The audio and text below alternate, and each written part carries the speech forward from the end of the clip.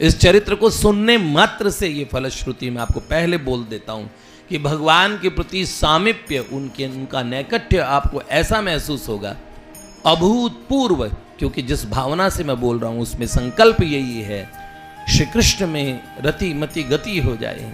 क्योंकि भाई जी में रति मति गति हो गई, अगर परम पूज्य श्री राधा बाबा में हो गई, संतों में हो गई, गुरुजनों में हो गई, आचार्य में हो गई, तो समझना श्री कृष्ण में सीधे उनको पा लेना बड़ा सुदुष्कर है।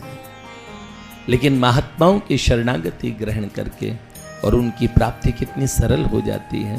भाई जी का चरित्र सुन के आप इस बात का निर्णय कीजिए। इस चरित्र को पूर्व में बड़े अच्छे अच्छे उच्च कोटि के महापुरुष कह चुके हैं। उसके बाद में भी क्या बात थी जो हमारे मन में ये बात आई, मेरे मन में आया कि संतों भक्तों का चरित्र उसको जब जब कहा जाएगा तब वो नित्य नूतन होगा।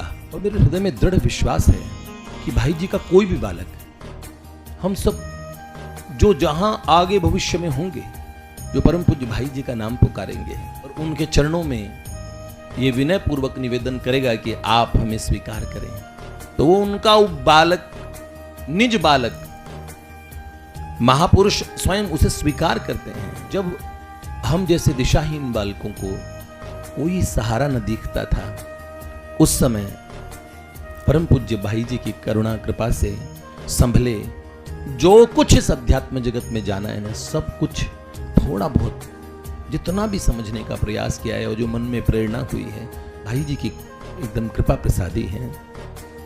तो उनका बालक जैसी टूटी फूटी वाणी में भी मैं उनके विषय में कहूंगा, मुझे विश्वास है कि ये लोगों को विलक्षण लगेगा। क्यों लगेगा?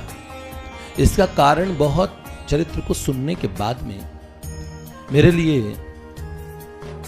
वो एक संत, महापुरुष, भगवान, इन सबसे भी बढ़ के अगर कुछ होता होगा तो परम पूज्य भाई जी ऐसे हैं। सदा सर्वकाल में हमारे प्राण में, हमारे नस नाड़ियों में बहने वाले।